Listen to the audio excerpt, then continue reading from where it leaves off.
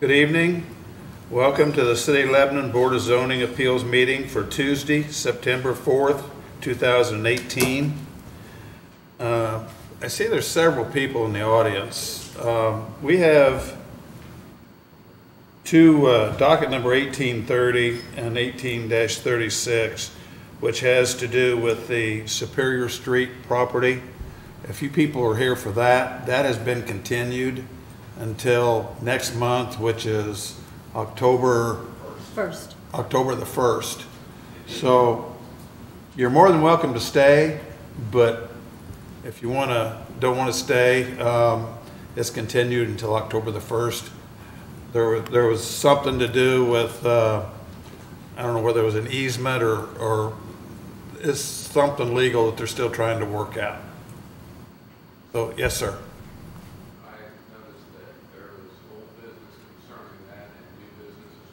That's are those both continuing? correct.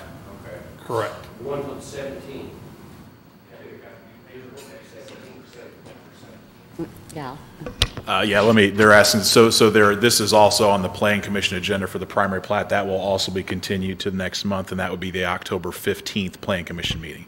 So the Board of Zoning Appeals for the use variance and the variance request will be October 1st. Planning Commission for primary plat will be October 15th.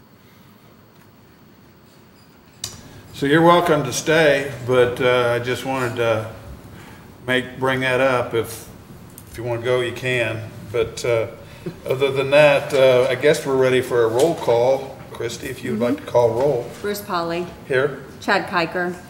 Ron Edwards. Here. Gordon Perry. Lori Gross. Here. Okay, we do have 3 people, so we do have enough people to have the meeting. I need somebody to approve the minutes for last month, if I could. Make a motion to approve the minutes. Second. Second. Okay, we have a second. Second. Okay, all in favor, aye? Aye. Okay, minutes for last month were approved. So that gets us down to docket number 18-37, which is TTS Real Estate LP, the Festool USA, requesting 8 development standard variances for an expansion to their existing facility that is located at 345 North, 200 West, and their existing facility that is located at 400 North Enterprise Boulevard in the Lebanon Business Park. The property is zoned PBI, Planned Business Industrial. The development standard variances are as follows. We've got, 8 of them? 8 of them. I'm not going to go through the exact sections right now.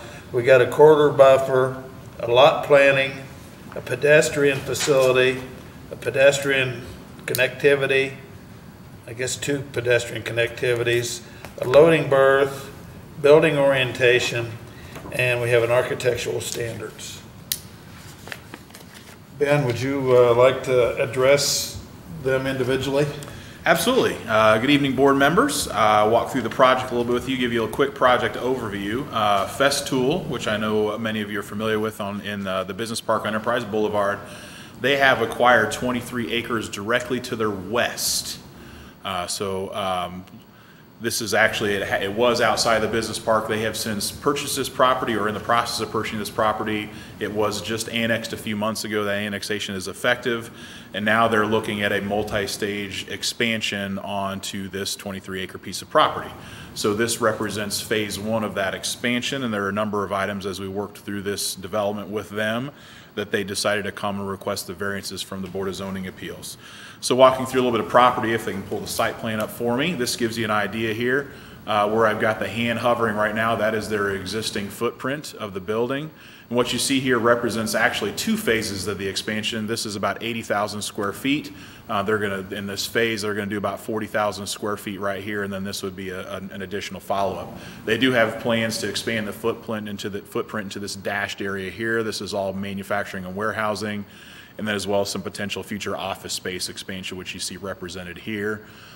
Expansion of parking will go south of the building, this location you see here, and then there's detention facilities. I believe this is existing here, and then this is a proposed new facility on the north end of the property here, a large detention facility. So that's just the project overview in general. The expansion of the building is a very similar in architectural design to what's there existing. So this to the left here is the existing building, and to the right here is the new building expansions. Again, you can see very similar in architectural style. In fact, it's just a repeat of what's already there.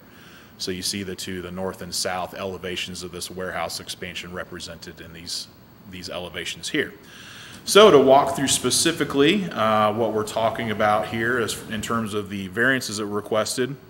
This property, in addition to being zoned planned business industrial, is also in the Thoroughfare Overlay District, and that's where several, if not more, a majority of the variance requests came in. So this property does not directly front on State Road 32. However, it is within the distance where the entire property is required to meet all those Thoroughfare Overlay standards.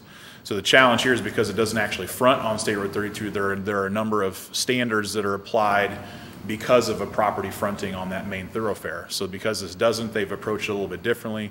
You can't install a corridor buffer if you're not adjacent to the corridor. So there's things like that would address, and I'll walk through each one of those specifically. So variance request number 1, this is in UDO section, or chapter 6. This is the overlay district section. So in the Thoroughfare Overlay District, properties are to provide a corridor buffer adjacent to the thoroughfare 20 feet in width with landscape plantings.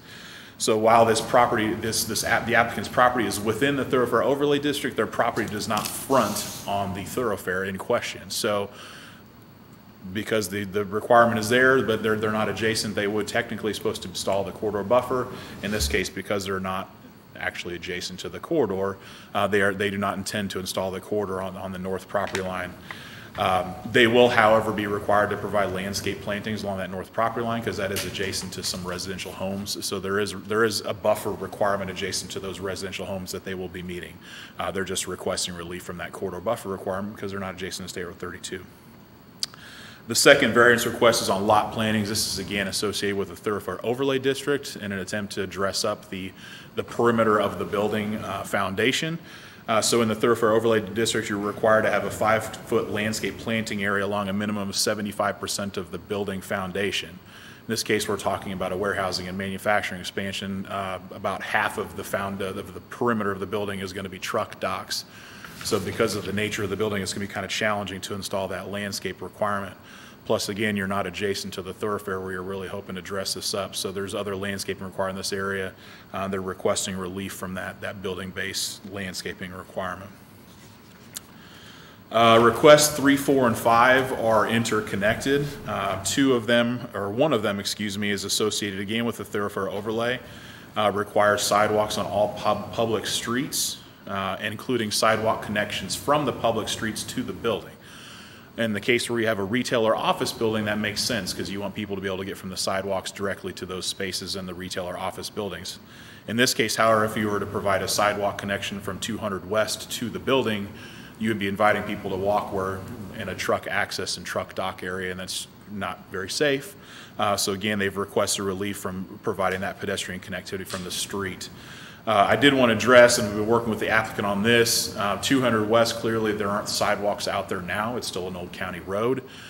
We anticipate in the future, now define future, I don't know yet, that County Road 200 West would likely need to be upgraded and would include sidewalks at that time. So we don't necessarily want to eliminate the possibility of a sidewalk being on 200 West in the future. So we're still working with the exact applicant at exactly how that works out to do that. And in the staff report, I identified that they would show the path on their plans, and they've committed to doing that and indicated that it would be completed by others at a future time. Because right now the sidewalk wouldn't connect to anything, and it probably won't for some time yet. But we want to leave open the possibility of that sidewalk being there in the future. So we're still working out whether that's some sort of escrow payment, or whether they post a bond, or whether they make a commitment that's recorded with the deed that the sidewalk will be installed at the property owner's expense at such time that it's necessary. So if the city comes in and makes an upgrade at 200 West 8 years from now, or whatever the date is, the city wouldn't be required to install the sidewalk on their property. The property owner would be committed to install that at that time. So, yes? Are you talking about sidewalk right in front of where the truck? This would just be along 200 West. We would not be encouraging any pedestrian access into the site, however, so just getting people across the site is all we're talking about. There is a proposed truck access cut on 200 West that they won't be using now, but so we would have to make sure that there's appropriate pedestrian crossing signs, et cetera, if somebody were to use that path or sidewalk in the future. But we would want to leave open the opportunity for there to be a sidewalk in the future. So we could decide years from now we don't want sidewalks on that side because of the truck access. I just want to leave open right now the opportunity for that to be there in the future.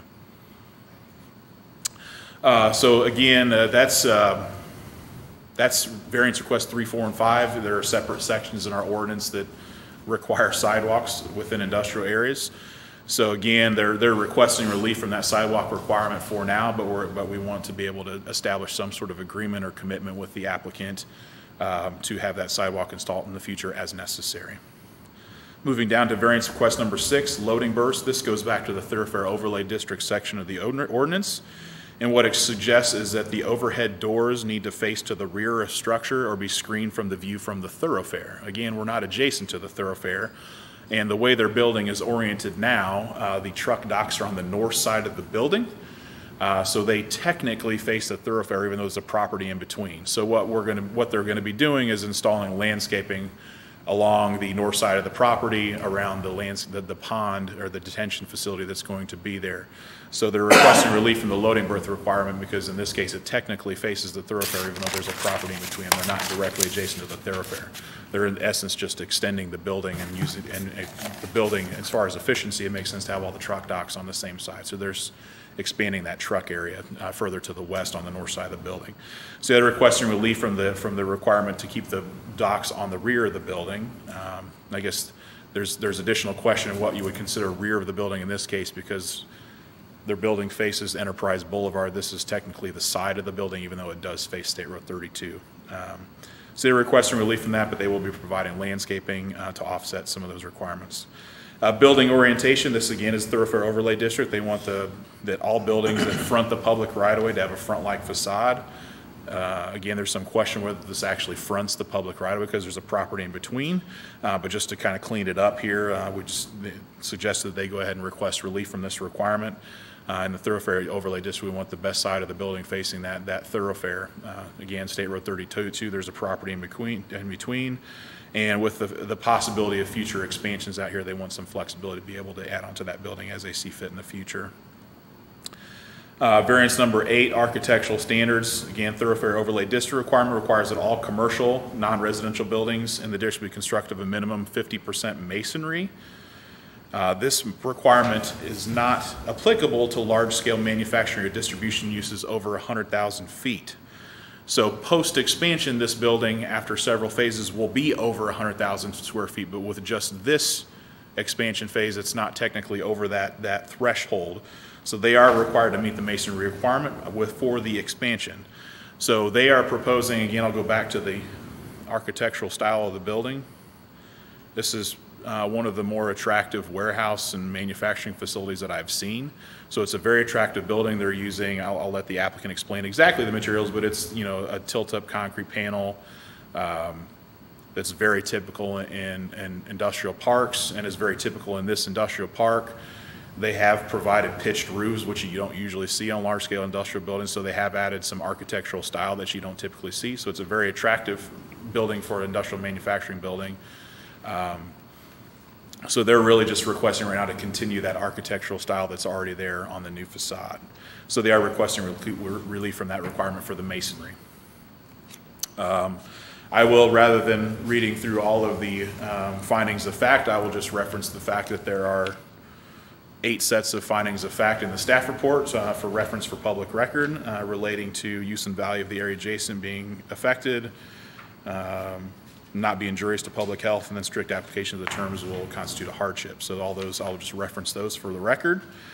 And then in terms of staff recommendations, we have recommended favorably for each of those items with the condition placed on the pedestrian connectivity that staff continue to work with the applicant to determine the best and the most appropriate avenue to make sure that that sidewalk could be installed in a future date if necessary. So I'd be happy to answer any questions if there are any. I have one, and pertains to 3, 4, and 5, I guess. I don't Sure. know, I can't necessarily grab a hold of one of them, but I know in the past 10 years, you pick the number of years, I don't care. This has been brought up before, and I think, or I thought, that staff was working with, I guess at the time, Duke, to come up with a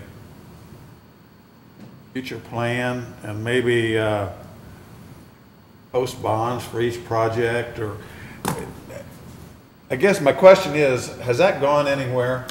I don't know all of the full details of that initial discussion. I know there was discussion about trying to come up with some sort of plan for the business park. I know way back when it was initially proposed for the park, it was suggested this was going to be a pedestrian-friendly park, which as it played out didn't end up being the case. So I know there had been some conversation about trying to figure out an overall plan for the park. I don't know if there's been any recent discussions about that, but we can certainly re-engage and figure out what makes sense. So essentially every project in the park has requested and or received a waiver from the sidewalk requirements. So other than up in the retail area, there are not sidewalks on the industrial part of the park. So whether that was the right decision or not, Well, at this point, I guess on Enterprise Boulevard and so forth, it's a moot point now. It is, and it's going to be up to the city and Duke to figure out a comprehensive solution in the park that addresses the whole park, as opposed to trying to piecemeal it now. In my opinion, I don't think we want to make the same mistake with the first project that addresses 200 West, expecting that there might be other projects out there like this in the future, possibly, don't know. But we want to make sure that we have set up a process by which we can get those sidewalks in the future without the city having to pay for them. I think that's good. I mean, out of all of these, those three were the ones that I was against, I guess.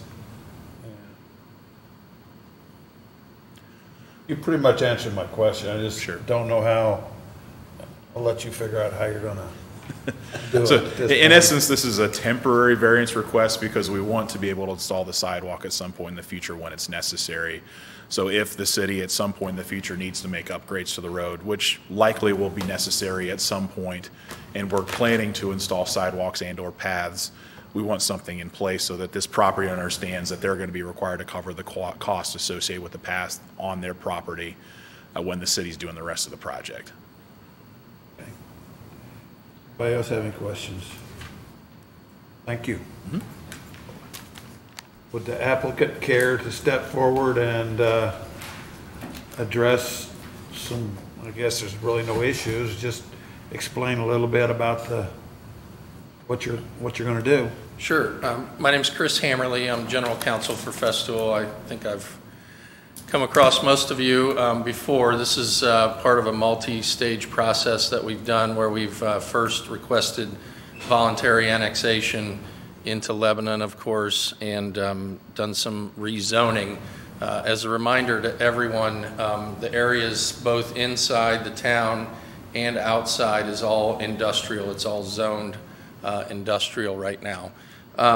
So Festool has been in Lebanon about 12 years.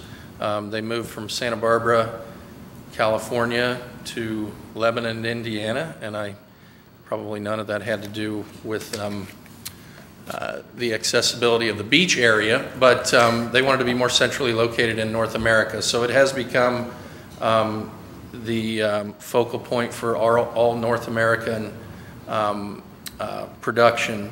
They're a closely held company in Germany.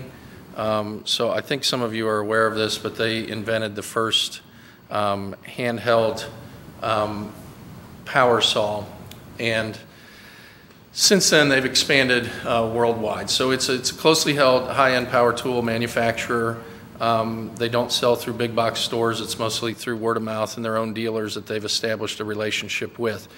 So when they first came to Lebanon, they established first the office and the corporate national headquarters here. Basically, phase two was what what Ben just showed you, which is the current warehouse, and it has several truck bays to it, which do orientate to State Road 32. Phase 3 is what we're talking about now, which is the addition of 40,000 additional square foot of warehousing space. It's also going to do some light manufacturing and assembly.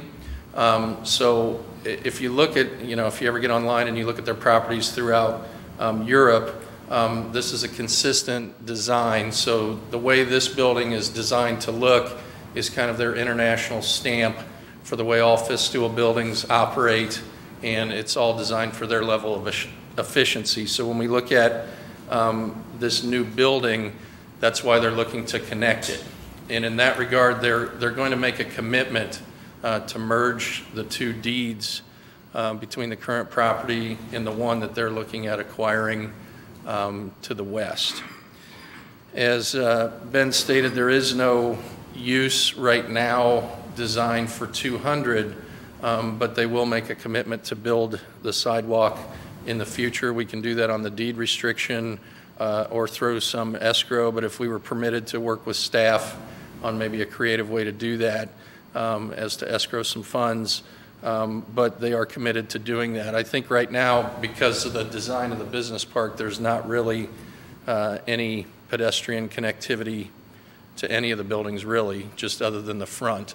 But they've been a part of the community for going on 13 years. They're very excited about this opportunity for growth. This is going to be a multi-phased expansion, possibly through the next 10, 12 years to utilize that property. I'm not sure who's here for this project, but I think we've been pretty good neighbors thus far, and they are committed to the buffering to the north of the building so as to provide residents with some screening so that they don't have to look at the trucks, et cetera. But I think there's enough setback already that they might agree that they don't really hear. We have a prohibition against truck idling and that sort of stuff, so we're not really a noisy neighbor, and we are very environmentally friendly, nationwide, internationally actually, so I'm certain that if there are some of those issues, we could work with some additional screening as well. But I'm not sure what other questions you might have specific to the other variance requests. I know it looks like a long litany of requests, but I think as Ben explained, it's technically in the overlay district, but it doesn't really, some of them don't really apply because it doesn't technically front the thoroughfare. Okay, any questions? Hey, thank you. Okay, thank you very much. Now, this is a public meeting, so if there's anybody in the audience that would like to speak on behalf of Festool, please step forward. Come on up to the microphone.